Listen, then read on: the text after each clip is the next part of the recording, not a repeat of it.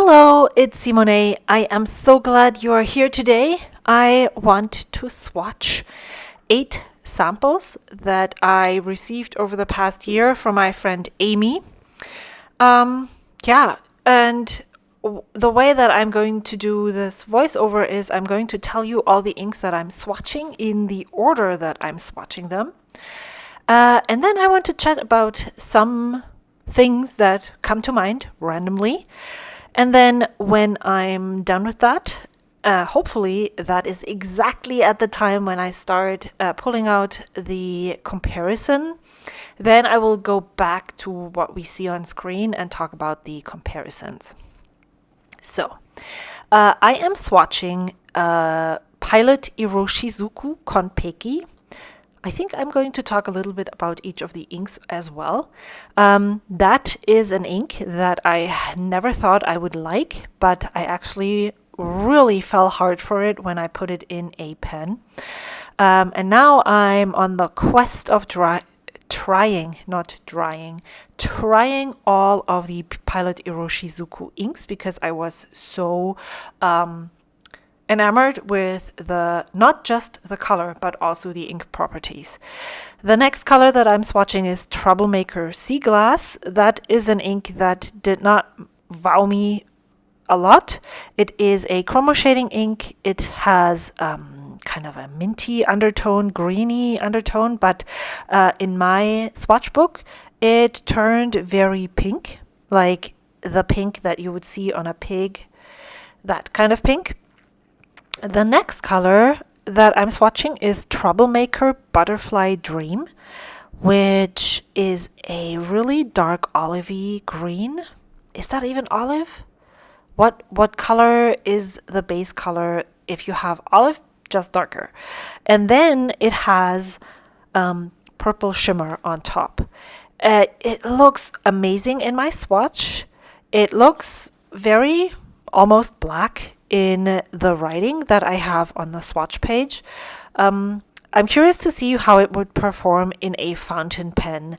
I think this ink looks really great on swatches, might not look as amazing in a writing, but if the shimmer is able to be distributed evenly in your pen, and then thus transfer well onto the page, I would imagine that a full page of writing with Troublemaker Butterfly Dream looks really cool. If you have any of those inks, by the way, and you have already inked those in pens, I would love to hear. Of all the ones that I'm swatching today, the only one that I had in a pen so far is Pilot Iroshizuku Konpeki. Then the next one is Troublemaker Abalone, and that ink really reminds me of all of the light purpley Sailor chromo shading inks. That ink is very similar, just darker, more legible. So I'm really curious to see how that performs in a pen. I am a bit on a struggle bus with these light purpley inks. I really love them in swatches. But then when I have them in a pen and I use them, they're kind of disappointing. But this one might not be because it is just that tiny smidgen darker than the others, and so definitely more legible. What I noticed with this ink, this one as well as one other ink that I will be talking a tiny bit about in my pen and ink picking video for April, is this one and Earl Grey. I have received samples from 2 different peoples for both of those inks, and to my surprise, both swatches look different. Like the Troublemaker Abalone, not as much as the Earl Grey, and I'm really curious to explore that more. It's not something that I want to deep dive on, but definitely something that is very interesting to me, and I wonder why that would happen, especially with the way that Diamine Earl Grey looks. I will show the swatches side by side in that next video, which hopefully will come after this one. The fifth sample that I'm swatching is Robert Oster Barossa Gilt, and that looks like a dusty purple with, I would say, gold shimmer, not sheen. I could have looked it up. It probably says it in shops what exactly the shimmer is, but I didn't even think of that. I'm a bit afraid of Robert Oster inks, shimmer inks in particular, because my experience hasn't been the greatest with them, and it might be the way that I'm using pens. Maybe these shimmer inks just dry out so much faster, or clog pens so much faster than I am using pens. If you remember, the way that I am using pens is that I ink up between, let's say, 8, because I realized in March that 6 is way too little. So 8 and maybe 11 pens, and then I rotate through those throughout the month or month and a half or whatever the time period is that I have them inked for. And so not every pen gets used every day, but that might be a problem for these inks. My thought that I have right now is to maybe try it in the TWSBI Go, which is the pen that I had my last very successful wearing ghoul shimmer ink in. It flowed really nicely. The shimmer distribution was really well, or worked really well, and so that would be also very easy to clean. I think I'm going to write that down for the May currently inked plans ideas. That's, by the way, is how I start with a new ink rotation, is by seeing something, thinking about it, and thinking, well, I would love to try this in that pen, and then writing it down and seeing if it comes to fruition at that specific time. Then the next ink that I have also passed along to someone else is Lennon Toolbar Chao Akue. It is a foresty mossy moss. That might be the green color that I was looking for. Mossy green. It shades nicely and otherwise is not that, well, exciting is always relative, because people might just be in love with this ink because they love this color. It's not one that wows me. Wow. Wows? It's a W, not a V. So it's wows me. Okay. And then the last two inks that I haven't started swatching, but that I wanted to mention is Pannonia Danuvius and Pannonia Patina. And both of those are also chromo shading inks. They're on the lighter side, and I am definitely scared that they might not be to my liking when I have them in a pen. I have a really hard relationship, bad is not the right word, tough relationship with inks that are on the lighter side. Everything must work out to get so that the experience is great. Pannonia Danuvius in my swatch leans toward is blue with purpley pink undertones, and the Pannonia Patina, I would say, has more of a spearminty color that is lighter, even leaning towards yellow in the center where the swatch is dried, with really turquoisey blue, cyan blue shadows around. So those are the 8 inks. But I want to say 2 things before I'm starting to grab my samples that I already have to compare with the ones that I just swatched. And the thing that I wanted to say is thank you. Thank you so much for the amazing response to the 8 pen questions video that Leanne from Leanne Likes and I posted in the beginning of March. This is such an amazing community.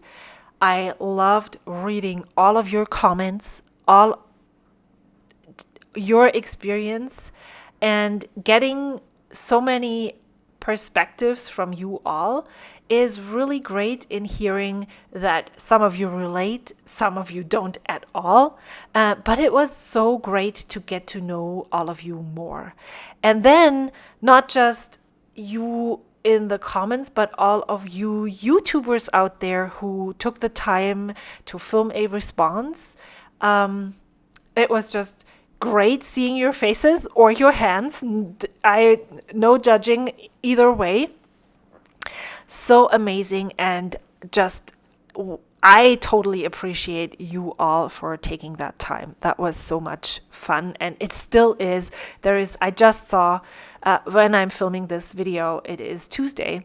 Kenshin Lau from Kenshin Crafts just posted a 8 pence question today that I have not yet to watch. So I'm really excited to keep on watching you all responding to those questions. It's so much fun, and I hope that Leanne agrees that we want to get together again and just chat about what has changed, what hasn't, and so on. So thank you so much. I want to also thank everyone who has purchased through my Atlas Stationers affiliate link.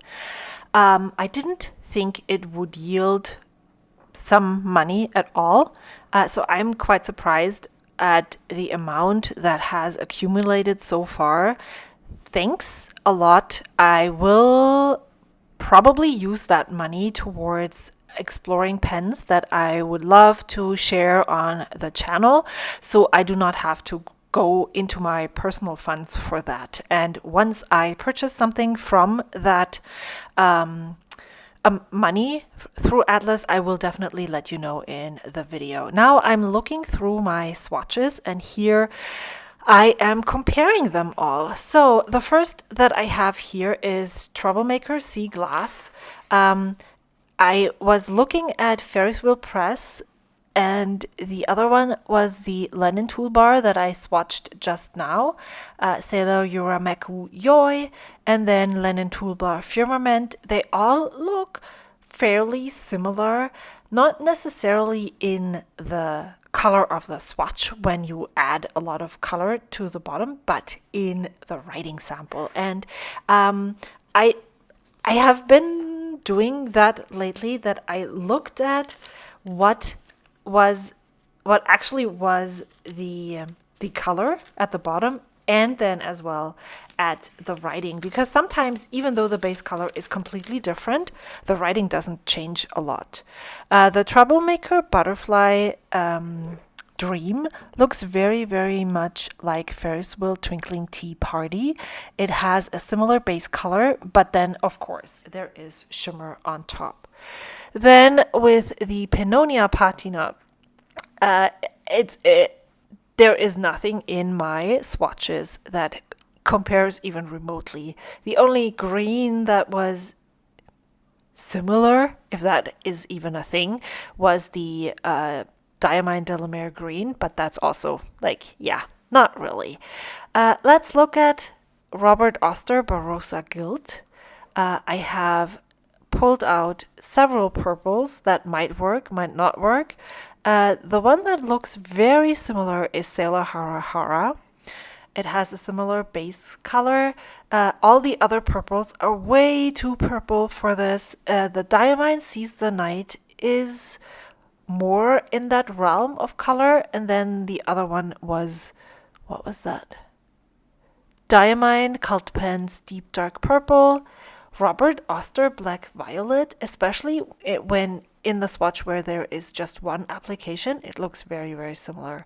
So that's the colors that I have pulled for the Robert Oster Barossa Gilt. I would probably swap out if I was going to use or wanted an ink that was the same but without the shimmer, I would probably just go for the Black Violet for Robert Oster or even the Sailor Hara Hara. Now, Troublemaker Abalone. Again, I don't really have a color that compares. Now that I have more information on this ink, it looks more teal in the swatch that I did the second time around when I had a color when I had a sample from somebody else. So I have pulled Ferris Wheel Press Blue Barrel something. I don't know. I found Anderillium. What was that? Deep something? Wow, I can't read. Wearing Wool Lost looks very much like Pannonia Danuvius. Then I have, what is that called? The Bunting Blue. Indigo Bunting Blue. All the blues that I have pulled are darker. Palette Oroshizuku Tsukio looks similar in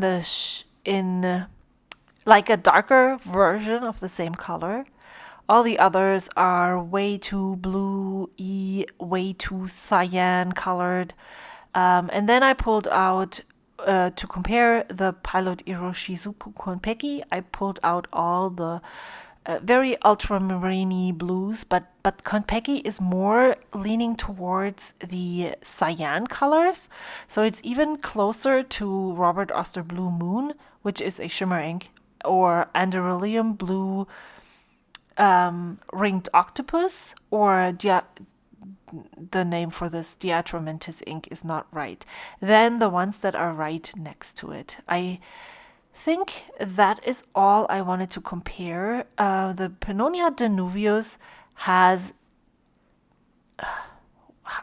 purple and blue and greens inside. The Anderillium is not as colorful, if I might say so, but in the writing they are not as different as they look.